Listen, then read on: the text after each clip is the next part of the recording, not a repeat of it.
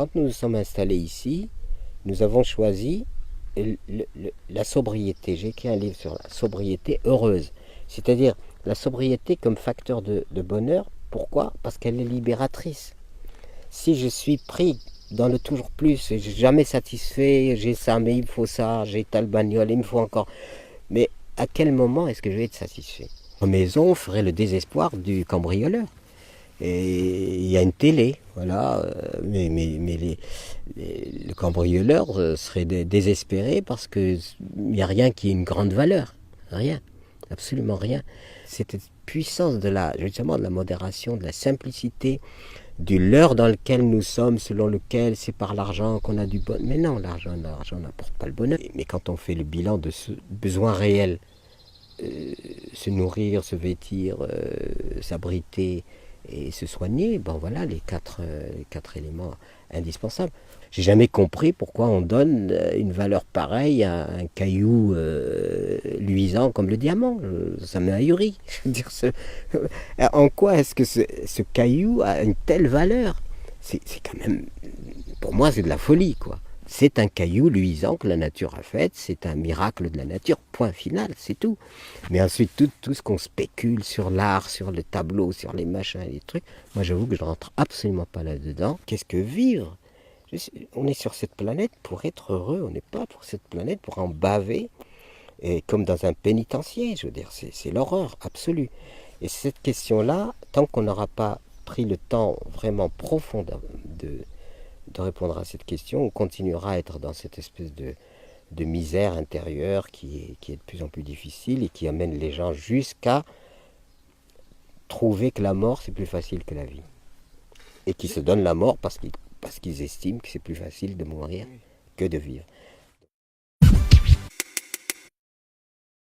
Je m'appelle Annette et j'ai 19 ans, j'habite au Petit Caporal. Les souvenirs de ton enfance au Petit Caporal, même si t'es encore jeune. Hein. Très bonne enfance au Petit Caporal, voilà, j'ai depuis petite beaucoup d'amis ici, qui aujourd'hui sont toujours mes amis d'ailleurs. Et sinon voilà, très bonne enfance, ouais. Un quartier, qu'est-ce que ça apporte en règle générale? En règle générale, franchement, je trouve que ici, ça nous apporte déjà la vie de famille. C'est un quartier où vraiment on vit tous ensemble, on fait tous les choses ensemble, petits comme grands. On est tous ensemble, on fait les choses. L'été, on est tous de sortie. C'est vraiment, il n'y a pas de chacun pour soi. Il y a beaucoup de respect aussi. Au jour d'aujourd'hui, voilà, si je vois une personne âgée qui est en difficulté, qui doit porter des courses, etc., je vais l'aider. Les petits, ils sont là, ils ne nous manquent pas de respect. Comme moi, aujourd'hui, je suis là, je ne manque pas de respect à mes aînés. Malgré qu'il y ait des choses mal dites sur le quartier, c'est un quartier où il y a vraiment du respect entre chacun. Est-ce que c'est difficile de grandir dans un quartier en tant que fille? Ça dépend. Moi, je vais dire, je suis une fille assez bonhomme. Je suis une fille qui côtoie beaucoup les hommes. J'arrive pas à être comme toutes ces filles. Ouais, je suis en mode shopping, je suis en mode, moi, il n'y a pas trop de ça. Je suis vraiment la fille qui est toujours là dans le quartier, qui va être là avec les grands, qui va vouloir jouer au foot avec eux, qui même quand ils vont avoir un quad, je vais vouloir essayer tout le temps. Je suis toujours là à leur casser la tête en fait. Je suis pas le genre de fille qui est vraiment hyper féminine quoi, parce que voilà, une fille hyper féminine, elle aura du mal à s'intégrer ici quoi, parce que vraiment c'est un quartier où je trouve qu'il y a beaucoup de bonhommes. Parce que de mon âge, je crois que je dois avoir une seule fille avec qui je traîne dans le quartier quoi, qui est à mon âge. C'est une force d'être un bonhomme entre guillemets? Je vais pas dire que c'est une force, mais quand même en fait, parce que je suis une personne qui a un caractère. Et je trouve que ça sert quand même d'avoir un caractère, parce qu'au jour d'aujourd'hui, il y a des filles, elles vont être hyper féminines, donc un petit truc qu'on va leur dire, ça va les blesser, ou elles vont voir un petit truc dans le quartier, voilà, elles vont pas se sentir très bien. Alors que moi aujourd'hui, je vois des trucs que les gars ils vont faire, ça me choque pas quoi. Et j'ai ce caractère qui fait que, je vais pas dire rien ne fait peur, mais j'ai pas autant peur qu'une fille qui est vraiment féminine quoi. Je leur dirais déjà de passer une journée ici. Parce que passer une journée dans le quartier, on voit rien de mal en fait. On voit que des enfants qui s'amusent dehors, des grands qui sont là, qui squattent malgré, oui, ok, ils squattent les halls. Mais s'ils squattent les halls aujourd'hui, c'est bien parce qu'il y a une raison, parce qu'on n'a rien, il n'y a aucun local. Aujourd'hui, ouais, moi j'ai 19 ans, je suis là, je suis au club des jeunes, mais normalement je devais être maison de quartier. On n'a pas de maison de quartier ici. Et on est tous là, on est dans le club, ça va de 12 à 30 ans à peu près, parce qu'on n'a pas de local. Donc voilà, ok, ils traînent tous dehors, mais ils n'ont pas le choix en fait. Quand tu dis local, c'est quoi un local que tu voudrais avoir?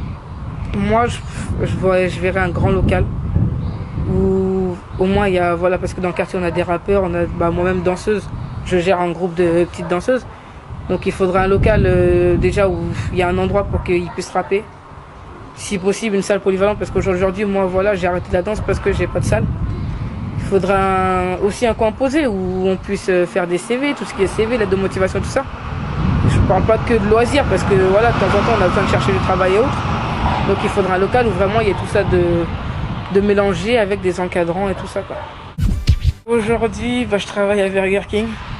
J'ai eu mon bac au mois de juin et malheureusement en fait je voulais me lancer dans la pâtisserie, un truc voilà, un rêve que j'ai toujours eu, que j'ai eu de ma sœur et malheureusement j'ai pas trouvé de patron, du coup voilà, rester une année sans rien faire ça me plaisait pas trop, du coup j'ai postulé à Burger King et aujourd'hui j'y suis encore quoi et j'espère trouver une école au mois de septembre quoi.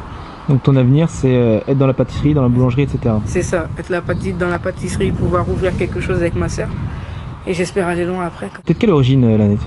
Sénégalaise. T'as des frères et sœurs? Oui. J'ai une sœur et 2 frères. Plus grand que toi? Oui. Qu'est-ce qu'ils t'ont apporté, ces frères et sœurs? Bon, déjà, j'ai passé une enfance sans eux. Voilà, mes frères ils sont arrivés. Je devais avoir à peu près 8-9 ans. Donc voilà, ça a été tout de suite le bonheur de savoir que j'avais mes frères et sœurs qui venaient, parce qu'une enfance sans frères et sœurs, chaque fois qu'on les a, c'est sûr que c'est dur. Donc après, de les avoir, ouais, j'ai tout de suite vu. Aujourd'hui, en fait, je suis fier d'avoir des grands frères et grandes sœurs, parce que je me dis, je suis pas comme certaines personnes, en fait. Certaines personnes, bon, elles n'ont pas les grands frères et grandes sœurs pour les recadrer, tout ça. Et moi, aujourd'hui, je sais que si je fais un pas de travers, j'aurai toujours mes frères et sœurs qui sont là pour me dire, non, là, t'es pas bien, il faut que tu repars dans le droit chemin et tout ça. Et aujourd'hui, ils m'ont appris vraiment beaucoup de choses, tout ce qui est respect de moi-même aussi déjà. Et franchement, ouais, ils m'ont apporté beaucoup de choses. Pendant combien de temps t'as été solitaire comme ça? Pendant 8 ou 9 ans. 8-9 ans? Ouais. Ça a été dur? Quand on est enfant, on réalise pas trop. Mais voilà, déjà de les avoir au téléphone, tout, ça me faisait toujours plaisir. Mais on se dit toujours, bon, vas-y, vivement qu'ils arrivent, quoi. Et mes parents ont tout fait. Aujourd'hui, voilà, je les ai tous auprès de moi. Et ça fait plaisir. Et ils sont venus d'où alors, ces frères et sœurs? Du Sénégal. Du Sénégal? Ouais. Pourquoi ils sont venus que tardivement alors? Ça, franchement, j'ai jamais trop su. C'est une affaire de papier, quoi. Donc, au début, nos parents, ils arrivent là, ils ont pas tous les papiers. Donc, le temps d'avoir tous leurs papiers, tout ça, et faire venir la famille, c'est un truc qui met un peu de temps, quoi. Mais au final, voilà, on a réussi à les faire venir et ils sont là, quoi. Donc tu me parlais donc des frères et sœurs qui te remettaient un peu sur le droit chemin s'il y avait besoin. Tes parents, qu'est-ce qu'ils t'ont appris, tes parents, eux qui sont arrivés du Sénégal en France, qu'est-ce qu'ils t'ont appris? Déjà, les parents de là-bas, ils sont un peu choqués de l'éducation qu'il y a ici, c'est pas du tout la même chose. C'est vraiment, quand ils voient, voilà, quand j'étais une petite qui faisait vraiment des conneries à l'école.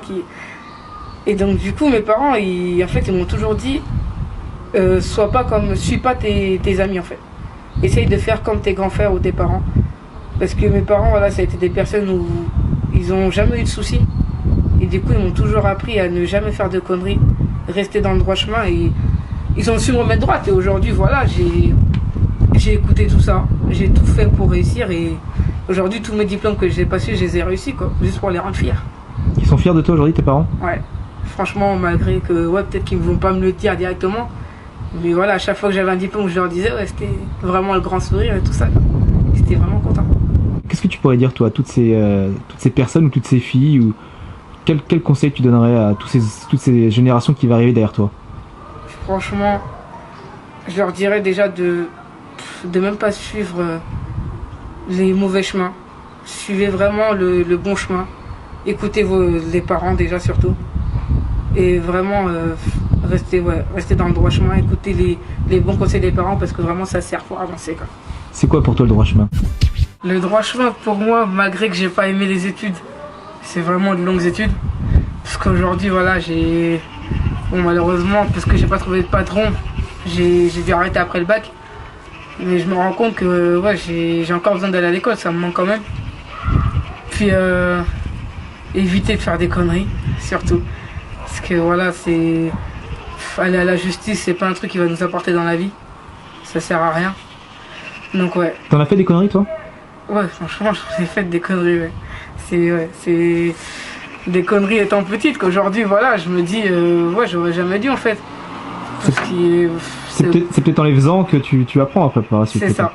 Ouais, une fois qu'elles ont été faites, c'est là qu'on se dit, ah ouais, merde, j'aurais pas dû faire ça. Parce que, voilà, aujourd'hui, moi-même, je me suis mise dans la merde. Et au final, ouais, parce que, voilà, au final, ouais, moi-même, je fais mal à mes parents parce que mes parents, ils vont se dire, merde, c'est parce que j'ai éduqué à ma fille. Donc, ouais, franchement, il faut éviter les conneries, quoi. Donc, t'es sénégalaise. Ouais. Est-ce que t'as connu le racisme, toi, ici en France? Du racisme, moi, j'en ai connu.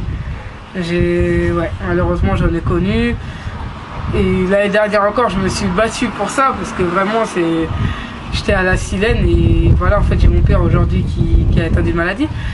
Donc, on a dû bouger 2 fois dans cette journée-là, je me rappelle. Et donc, en y retournant, voilà, ça m'avait pas plu qu'il nous ait fait bouger pour rien. Et là, t'as une dame vraiment qui m'a sorti, si vous n'êtes pas content, on n'a qu'à retourner dans votre pays. Et vraiment, je me suis dit, en fait, on est tous venus pour la même chose, en fait, rechercher un appartement. Et qu'on me réponde ça, en fait, ça m'a vraiment choqué. Ça m'a fait mal, en fait, et au final, voilà. Comment t'as appris à répondre à ce racisme? Franchement, ce jour-là, j'ai été violente parce que, ouais, c'était sur les nerfs déjà, qu'on me fait bouger pour rien.